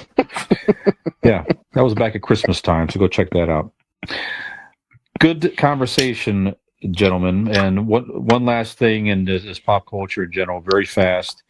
We're shooting this on Thursday, May the 25th. This is the anniversary of the theatrical debut of one of our favorite films, Star Wars. So Hey, how about that? 1977, 46 years ago. Last year, Brian, we talked about that. Brian, what is your T-shirt? What does that say? It Does is it say Star Wars? Star Wars shirt. Oh. Yep.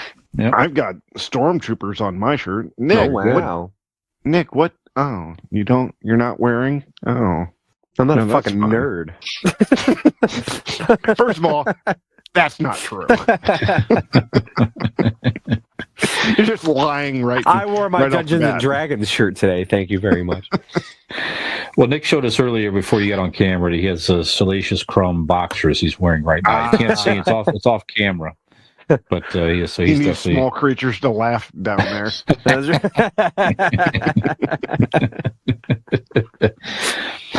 All right, so guys, we're gonna take a break and come back and talk about more movie stuff as we teased earlier.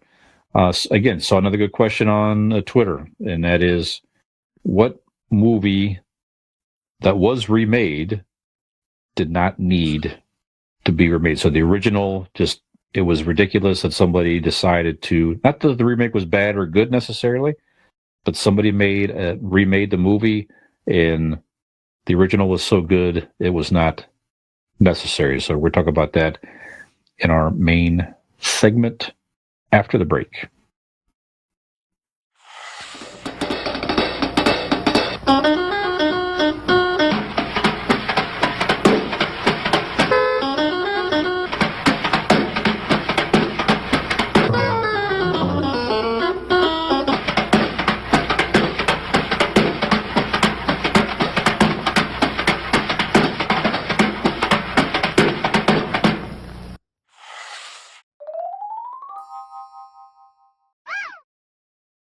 Nikolai, come alive in 5, 4, 3.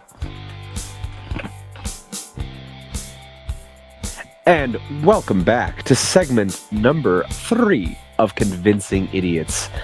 I am Millennial Nick. I'm here with Gen X Brian and Zennial Dean. And much like ourselves, so often when we're out and about, people are just like, this podcast is so wonderful. It makes me wonder why I ever listen to any other podcasts. Daily. And that this podcast will hopefully last as long as the three of us do. So, a couple more years with Brian at his age, but there would be no reason. There would be no reason. What I'm trying to get at, there would be no reason to take the perfection, the cocktail of perfection that we have with the three of us here, and try to put a different spin on it, or put different people who are similar to us in our places. Lane, my oldest, don't get any ideas. He's been trying to replace me on this show for years now. But there would be no reason to try to manufacture what we do. Don't try to step in. We don't need humor. Go ahead, Nick. Sorry. Thank you. I appreciate that. Dean displays that every week. So anyway, we are here. There's no reason to try to recreate this wonderfulness when what we give you each and every week is already so immaculate. Which leads us to wonder, some of our favorite films in the past. Why? Why have some of the timeless classics that we have come to love and enjoy, why has someone felt the need to remake this masterpiece? You're already fighting an uphill battle. The first was so wonderful. Why? Why? Why? Baby, why? Why did you decide to remake this movie? So that's what we're going to talk about. Some of our, kind of, like Brian mentioned, it's not necessarily that the remakes were bad. These are not poorly remade movies. It's just the fact of more that unnecessary. And maybe in some cases the remakes were bad, but only by comparison to the wonderful original piece that was the original movie. So we're going to discuss some of our least favorite remakes, movies that we feel just did not need to be remade, do not ever perhaps need to be remade, and we're going to go from there. So, Brian, I believe this was your idea, was it not? Was this your topic? Yeah, again, I saw a question on the Twitter that somebody had posed. Did you say on the Twitter? Yes. No, on Twitter. I didn't say the Twitter. Not because the Twitter. 87 years old. I was leaving the Acme, and I looked at my cell phone, my cellular device, my smartphone, and I saw on the Twitter. And I looked at it, and it said, is that the Twitter? I get on the Twitter. Sorry. All right. Was that George Bush talking about the Twitter? No, it's Junior, and he's looking at the Twitter and he's like okay. crying. As you go, now, I got on the Twitter and I don't know what the Twitter does to me. Now, Junior, I tried to tell you once before, there's no reason to waste your time on there. No good can come from it. But they told Very me, good. Dad, they told me that Now, son, that I need to be in the Twitter. son, I done taught you better than to go asking your pappy questions. Now, once I tell you not to do it, you're not going to do it. Not anymore. Not going to do it. Wouldn't be prudent. Wouldn't be a good use of your time now, would it? No, it wouldn't. But Dad, the Twitter needs the W. So I need to get on the W. Why wouldn't I get on the Twitter? I don't know why I named your middle name W when all I've been doing is taking L since you were born. Because you're son. a shitty dad. Sorry, Brian. Go ahead. Sorry. Continue. Sorry. And scene. Were you not going to jump in as Barbara? What the fuck, Brian? For real, we're waiting. You have the We had bosom. a whole family unit for it, man. All right, this is Barbara. Shut the fuck up. Barbara, you beautiful soul, the light of my life. Thank you. But Mama, why? Sorry. In case you just somehow you tuned in, and if somehow someone's listening, you overheard some of that. That was not actually the Bush family. No, those were impressions. Believe it or not. You're like, I don't understand. They just said they were going to talk about movie remakes, and they just went into this diatribe of the Bush family, and I don't understand what is happening. Yeah, I'm going to give you sort of a curveball here. My first one here is not necessarily my. This is one of my favorite Christmas movies of all time that they remade, completely unnecessary. Miracle on 34th Street. So they remade the movie in 1994. I have not watched the remake. I have no interest to watch the remake at all. The original was too good, fantastic, fabulous, and the gentleman. We talked about favorite Christmas movies before. That is on my list of all-time favorite Christmas movies. The guy that played Santa Claus and that won Academy Award for Best Supporting Actor. Timeless classic, one of the best classic movies of all time, in my opinion. Certainly one of the best Christmas movies of all time. No reason to remake it, yet somebody felt compelled to do so. And again, movie might be fantastic. No interest to see it. Doesn't make any sense to me. I agree. There you go. There you go. Actually, I would actually put that in most. Actually, all Christmas classic movies should just be left alone. Yeah. I mean, you have the opportunity to make better Jingle All the Way. Go ahead and do it. Let's see what happens. Sure. But other than that, Don't know how that would be, but okay. Interesting pick. Well, The Rock and The Rock could like really knock that movie out of the park. Anyway, I really think we could do something with that. Like a Christmas Carol. No, that's more of the story and not the movie that's a necessarily. story. But they've had good versions of that, certainly. Right. But honestly, if you look back on it, a lot of those early movies really nailed the Christmas Carol. Like the 1934, I think there's 33 or 34 version of the Christmas Carol. You don't get much better. Yeah, you can get the special effects better. Have you seen the Muppet Christmas Carol? That's what I'm saying. There's different versions that are very good. All right, valid point. You can't say it's not, but like I said, Miracle on 34th Street is just different. It's just that is fair. More the movie itself and the acting and all that stuff. So there you go. That's fair. Yeah, Dean, what do you got? Okay, I'm gonna go honestly with movie that honestly he doesn't have a list. I don't know if you want to consider it a remake, but it was almost supposed to be considered a sequel, but was unnecessary because superhero movies are always, rebooted, remade, whatnot. Superman Returns with Brandon Roth. I love Brandon Roth, but he was brought on to be a quasi Christopher Reeve, which was 1,000% unnecessary. He's a great actor. The script actually wasn't horrible, but the whole thing was just unnecessary. Mm-hmm. You could, and I know I'm going off beat of this topic right now, but you can reboot Superman. You can reboot all of these superhero movies, but to kind of reboot it in the vein of the same kind of actor, 1,000% unnecessary. Mm-hmm. So that's my pick. Very good. Okay. Nick, what do you got? Nikolai. This one, I'll start off with this one. We kind of mentioned it off camera, but I'll bring it up now. It was on my list. Ben-Hur was remade. We just a few episodes talked about some of our favorite movies and different things that shaped us as a child. What's that? Is it because of the pronoun? Because of the pronoun? Her. Oh, you. oh, you. AIDS. Anyway. Pronouns. That was a very boomer-esque voice you put. That was good. Pronouns. Yeah. But Ben-Hur, like the original with Charlton Heston, is such an incredible movie. And like I mentioned a few episodes ago, even as a young kid seeing it so many years after it was made, I really gravitated toward it and just really loved it and appreciated how good it was done. But I guess, there was a remake of Ben-Hur a handful of years ago. I've not seen it. I don't have a desire to see it. I don't know. I don't need to. It's just one of those ones that doesn't need to be touched. It was so well done that I just, like I said, by the time I had seen it, it was at a very, very old movie then. And I still loved it as a young kid, which is really saying something.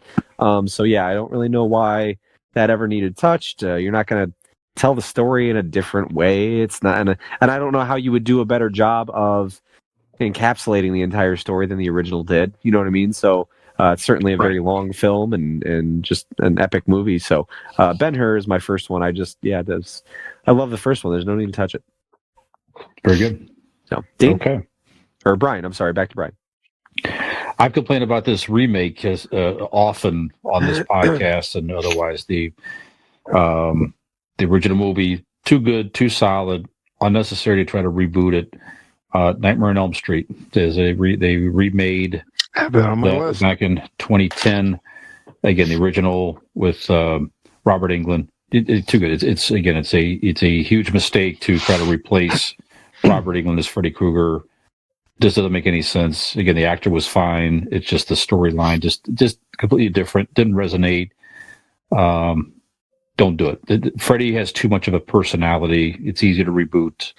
The other killers, as we talked about on other shows as well, with Michael Myers and these. That's easy stuff. Right. You can't replace Robert Englund and his personality, what he brought to that character, and the whole tone of that movie. So unnecessary. Continue it. Great. Yeah. Bring back Robert Englund. Sure. Fine. Do that again. Or even if you find a way to pass it on, but don't take Freddy Krueger and make him another actor. Exactly. Find a way to like continue it with something else. It's going to be shit, but it's better than trying to just replace Freddy Krueger himself. Exactly. Right. Doesn't make any sense. Doesn't work. Right. That's it. Dean, what's next? All right. Mine's going to go on the easiest one that I could think of as soon as Brian brought this up. It was my immediate thought.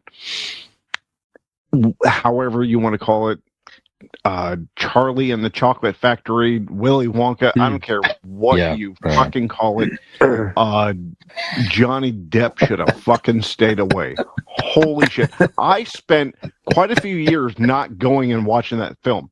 So when I had a son, he wanted to see it, so we sat down and watched it.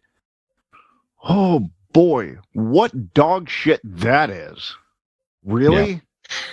Yeah. First of all, I get Johnny Depp being one of our generation's greatest actors. I understand that. I understand all the amazing things he's done. And I get Tim Burton being one of the greatest directors and whatnot. of our generation. But when you start trying to fuck with Gene Wilder, No, it's you're right. you can't. No. Johnny Depp should have known better. I don't care if they would have given him the script that said his fucking cock was gold and you get to just shove it and cure cancer. It doesn't matter. You're fucking with Gene Wilder. You shouldn't have done it. Leave well enough alone. Should not have did it. That was close to my did it. contract for season 2 of this podcast. Believe it or right. not, it was close. That's right. Mm-hmm. Yeah.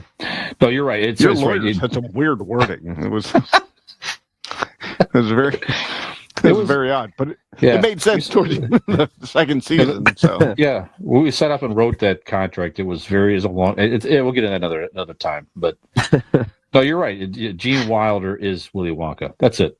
Mm-hmm. It's not unlike Robert Englund being Freddy Krueger. Gene Wilder is Willy Wonka. You can't mess with it. It wasn't even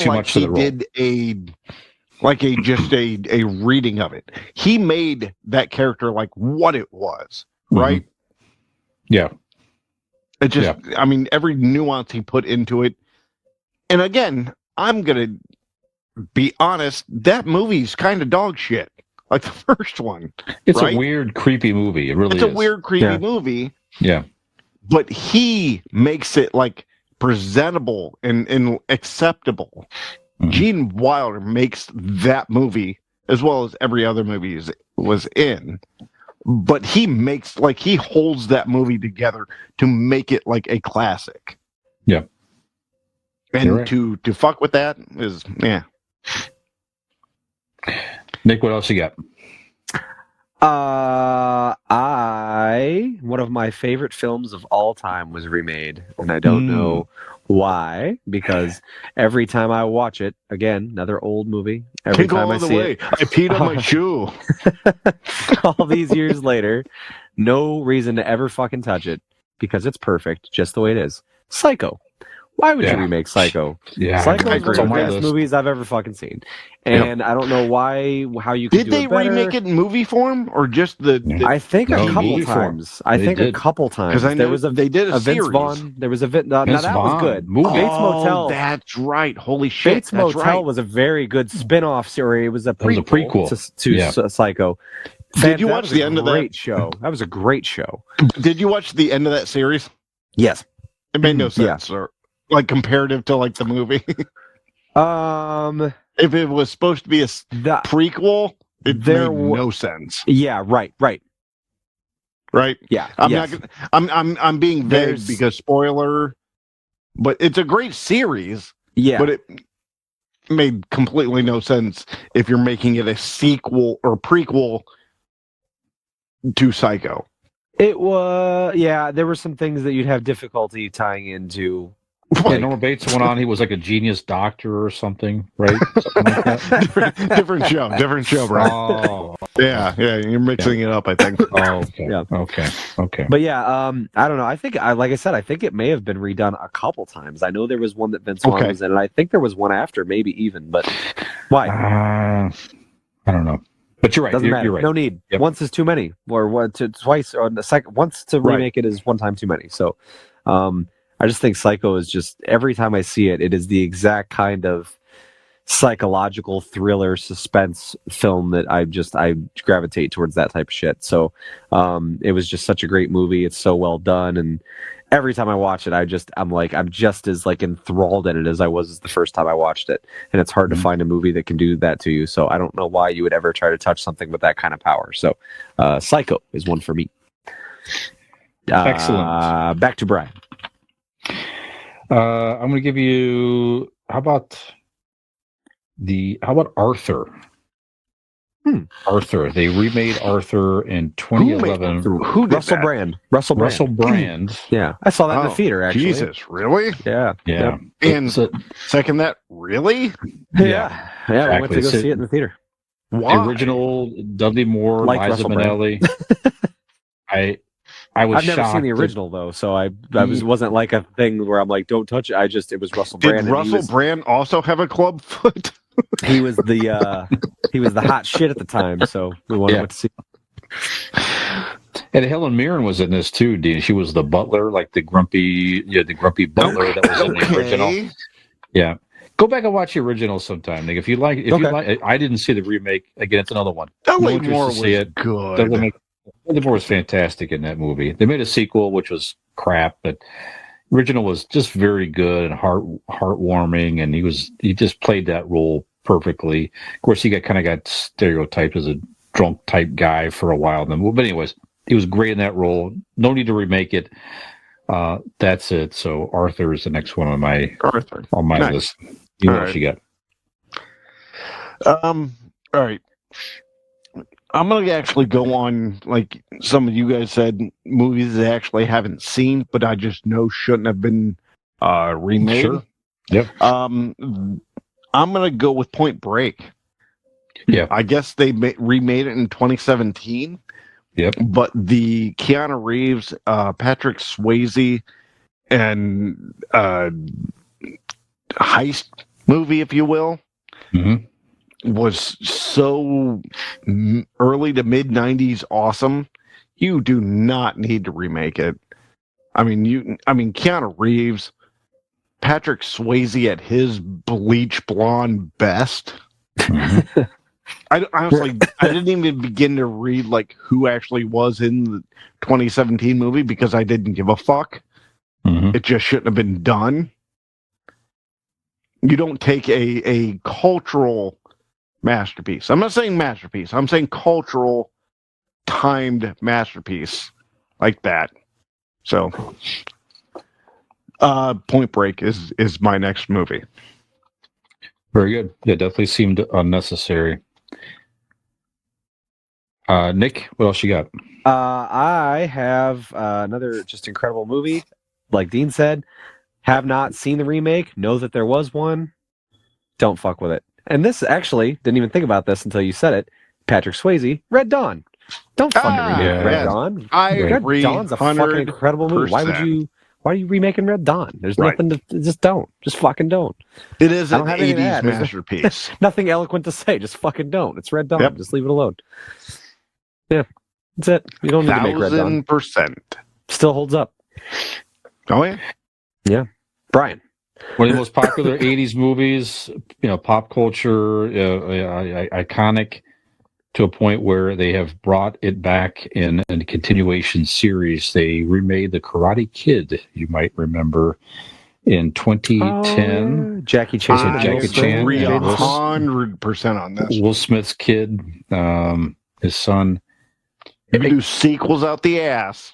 Not a terrible movie. Again, the storyline, it was it stayed kind of true to the original. It was fine. It was a different take of the story. Jackie Chan was terrific. Just don't call it the fucking Karate Kid. You don't need to do it. You could have retooled it a little bit more. Obviously, they're trying to play off the name of the original and get popularity, and I don't know, but. Again, not a terrible movie, just unnecessary to rename, try to remake The Karate Kid. You're not going to be able to go anywhere with it. Obviously, they thought they could and did not. 1,000%. Yep. Dean, any others? There's tons out here. There are tons out there. I'm going to go with what should be the most obvious, as you do not fuck with the Pink Panther. Yeah. Peter Sellers is a fucking genius. Right. I don't get me wrong. The cast of the new one, Steve Martin was fine. And again, like you said about the other movie, if they would have called it something else, cool. That would have worked. But don't try to... You can't replace that cartoon, man. Nick, we'll talk later. But you do not replace Peter Sellers. Right. He is too... Jesus. I mean, it's not even iconic. Like he is in like, I mean, he's in the stratosphere of like iconic, not only characters but like comedic actors. Sure. So I couldn't even imagine what he was thinking, trying to like even attempt it. But yeah, it angered me even like hearing that they were going to do it. Then I watched the trailer and I'm like, it's just bullshit. So Actually, there should be two of those. The first one made enough money; they made a sequel, which is I know. Anyway, Steve Martin did 2 Pink Panthers. Yes. Yep. He sure did.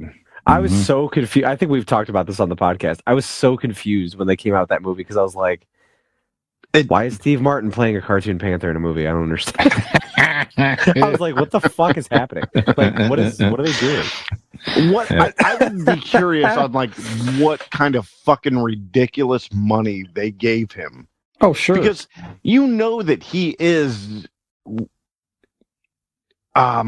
just acting wise, not take away like comedian and comedic actor wise, just actor in general, of like, you know how much he probably respects, you know, film and other actors. They had to have just backed up the goddamn Brinks truck in front of him and said, sure, keep your mouth shut, just do it. Absolutely. Just silly. I never understood it. And anyways. Yep. Just, again, like you say, unnecessary. Yep. Nick, any other ones you want to call out, sir? I'll make this my last one. This is kind of a cheat, but it's a blanket one. Disney and remaking all of their popular cartoon movies as CGI or, you know, live action. Like, I mean, again, there's been some good ones. Some are entertaining, right? Why though? Like they're just to show off that you can do them in a, you know, with more effects and make them look differently. Like The Lion King was virtually unchanged. They added one song. That was it. Yeah. They did it well though. Jungle Book was good. They did the Jungle Book a little bit differently, and that was cool. Aladdin was phenomenal. Aladdin is hands down the best. Like just amazingly done. That was incredible. I've never seen Aladdin one. Again, they don't need. It's not. That's what it is. It's not that some have been great. So Nick, you're not going to go see Little Mermaid? I probably will. I have children. I would imagine I will. Yeah. I mean, you know. I'm not in a rush to see it, but I'm sure I will because I think Robin. Like I said last week, I think they're doing a pretty good job trying to keep up of, you know, Ariel being the hottest character. Yeah. Yeah. Well, I'll reserve this conversation for if we have a discussion in a future episode, but. But yeah, I just don't think Disney needs to. I don't think they need. I mean, it's again, you don't need to remake the movies. I get what they're doing. I get money. Their money. People are gonna go see it. I've seen almost all of them. I mean, like, so it's working, but it's just there's really no need. These are classics, and you don't really need to go and do them again in live action or with a bunch of CGI. But you know, some have been real good, so it's not really necessarily a complaint. But I just don't think it's necessary. So yep. Fair enough. There you go. I'll give you a quick Arnold twofer, guys. Okay. Total Recall. That's right. Sure. That's one of them. Completely unnecessary. Don't do it. I have no interest to watch the remake with Colin Farrell. Fine actor. Right. Sure. And the first one, you know, had some special effects that were good at the time that maybe don't hold up the best, but still. Fun movie, great concept. Arnold is awesome, and one of my favorite Arnold movies. I know Nick, we talked about this on Conan the Barbarian. I kind of forgot they remade this. Wasn't it Jason Momoa? Yes. Yeah. Was it really? Yes. Why don't I remember that? This is one of his earlier movies, I believe. Yeah, Jason it Momoa. might have been even before Game of Thrones or something. It's pretty really early on. Again, I mean, I can kind of see it. Yeah. But I get it. I don't know. For me, man, I enjoyed Conan the Barbarian so much. No, I'm saying I can understand like them casting Jason Momoa. sure. Oh, I absolutely. agree with you 100%. Yeah, sure. They shouldn't do it. Sure. I'm sure he was great. And again, the movie could be great. It just too many good things with the original with Arnold, and it just didn't make any sense. Didn't make any sense. By the way, I didn't know Conan is streaming on Netflix right now, by the way. Also, Nice. that Fubar started tonight. It does tomorrow, I believe, isn't it? Or is it tonight? Today. Oh, today's the 25th. Well, It is regardless, Monday. when you Shit. hear this, it will been days streaming. That's so. right. Yes. Yes. But we've spent a lot of time talking about the things that shouldn't be remade, but I would like to briefly give flowers to something that I'm glad was remade, and that is the modern take on the bicycle in which we've always known it. Mm-hmm. Perhaps my favorite remake of all has been the electric bike. That's right. And if you're not familiar with that, well, allow me to introduce you to our friends at RPM Bike Shop. They are located in Carrollton, Ohio, not too far from where we are recording here. You can find them on Facebook. Type in RPM Bike Shop. You can also go to their website, rpmbikeshop.com. Or you can even give them a ring-a-ding at 330-808-7792 to find out what all the fuss is about on this remake on a bicycle. That's right. RPM Bike Shop can get you hooked up with one of their finest products in electric biking today. So let them know Convincing Idiots loves them. And you will too. Excellent. Well, I already gave a shout out to Scott earlier at the beginning of the show with the new tattoo and all that. But it's you can fuck off. We got that taken care of. That's right. Figure it out how to reach Get it. off my ass. Figure it out. We'll help you a little bit more. So Golden Heart Tattoo, guys do great work there. At Golden Heart Norton on Facebook if you're in the Northeast Ohio area looking for some new ink, or give them a call at 234-706-2982. Also find them online, goldenhearttattoos.com. Well, we could go through plenty more movies they should not have remade. And if you guys out there have an opinion, love to hear from you. Give us a contact on one of our social media platforms. Love to hear from you. Nick, we've done it. We all came back. That's right. Mm-hmm. We've made it through another episode. Dean, I don't know. What are you thinking here? Was any suggestions, or Nick? Maybe you have a thought here. Is maybe one of the characters in a remake didn't need to happen.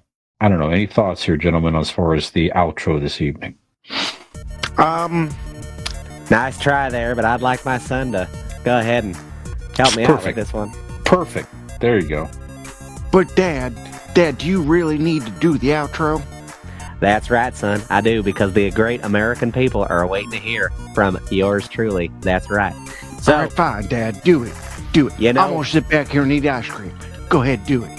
There's certain things that never, ever need to be remade, and I'm going to tell you about it. Like one of those great things, the United States of America. That's right and true. That's right. As well as this podcast, Convincing Idiots. That's right, boys and girls. You can follow along with Convincing Idiots on, what's that?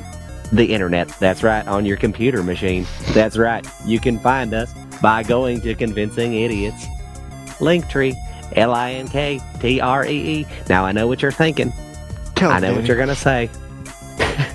You're probably sitting there wondering yourself while your dumb ass is eating some ice cream. You're thinking to yourself, Daddy, where am I going to find myself a tree with links on it? No. Take that dunce cap off and head on over to your computer. Go over to Google Convincing Idiots, LINKTREE.com. And there you can find all of the links, the wonderful links that'll take you all over to the interwebs. Your wildest dreams will be fulfilled. You can also find that information on our website. That's right, convincingidiots.wordpress. You know what it is, you know where to find us, and you know how to support us. So, for another episode of Convincing Idiots, I am your Commander-in-Chief, George Beck. Daddy, you're so goddamn great. I love you. And I am Dean. That's my good boy. That's my good boy, W. Yeah, right there. Oh, thank you, Dad. Thank you. That is my beautiful wife, my blushing bride, Barbara.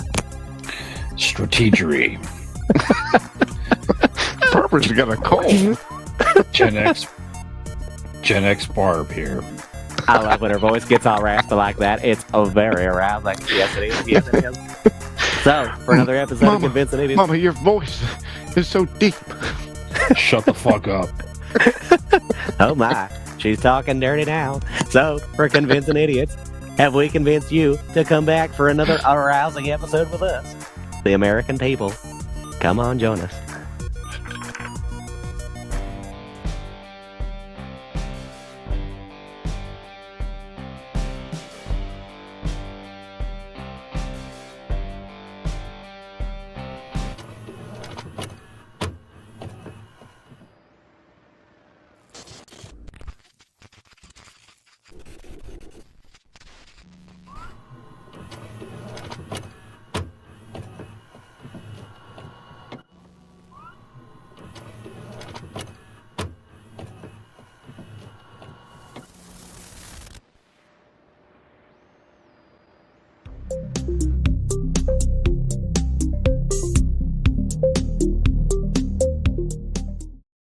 Ham gravy.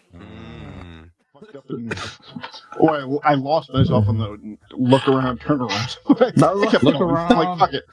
Hey, Turn fuck it. around. Yeah, not doing Put your right foot in, put your right foot out. Yeah. Paint the house. If you just keep talking, nobody will notice.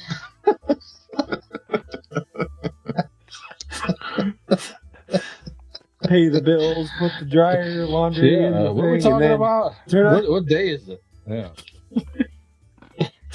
Rub your elbow because it hurts, and then don't forget to limp because your left knee is sore. Good night, everybody. We love you. Did you call your mother? For these and other incoherent ramblings, please join us.